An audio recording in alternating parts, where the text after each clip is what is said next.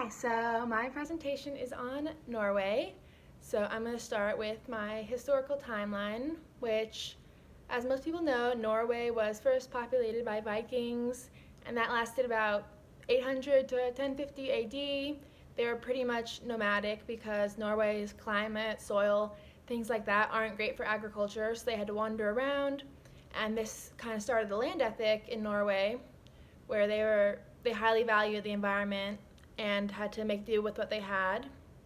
And then my first major event is World War II in Norway, which World War II really impacted Norway's resource uses. And even though Norway did attempt to stay neutral in the war, they were eventually invaded by Germany and occupied. And this really hit Norway, especially in the urban areas, pretty hard because outdoor recreation was super limited. Any green spaces that they previously had for outdoor recreation were converted into gardens to help with the country and the shortages they were facing. There was a lot of rations, food, clothes, wood, and people were really having to concentrate on getting the most out of what they had. And then in the 1960s, Norway, like the United States, had an environmentalist kind of hippie movement, which it was very similar to the one in the United States that was in response to the Vietnam War. Ideas like peace, activism, environmentalism.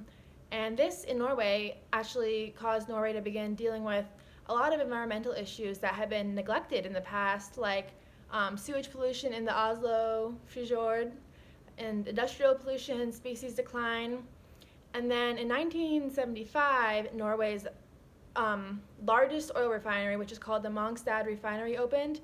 And this event is pretty significant because in the following years, Norway became one of the largest oil exporters in the world. They're currently the 15th largest exporter of oil in the world, which doesn't sound like that much, but Norway is a pretty small country, so that's actually very significant. And I found that really interesting because Norway is a country that really prides itself on being great for the environment. They've vowed to go carbon neutral by, I believe it's 2050, yet here they are exporting all this oil to other countries, which I found that kind of hypocritical, but anyways, so the primary agency that I'm going to be describing is the Norwegian Environment Agency. And so Norway is a small country, like I said, so rather than having a bunch of government branches that regulate different aspects of the environment, they just have an actual body of government that's just responsible for the environment.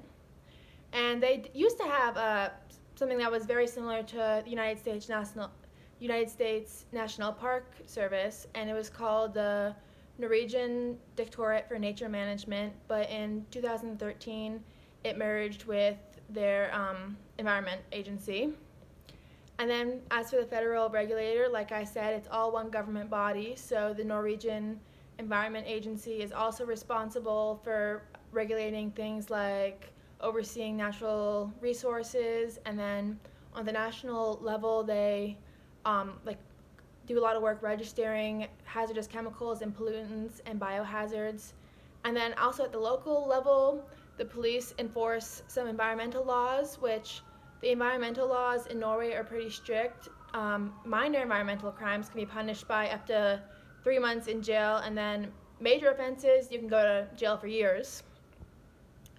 So one major controversy in Norway is seal hunting. And so seal hunting is a kind of major part of Norway's culture and history. The meat is considered a delicacy there. And so a lot of animal activists and environmental activists are speaking out against seal hunting and saying it's cruel. But there's also fishermen who are lobbying for seal hunting to continue because seals eat a lot of fish. They compete with fishermen for fish. So some steps have been taken against seal hunting, such as what kind of weapons you can use to hunt the seals. So there's some progress there.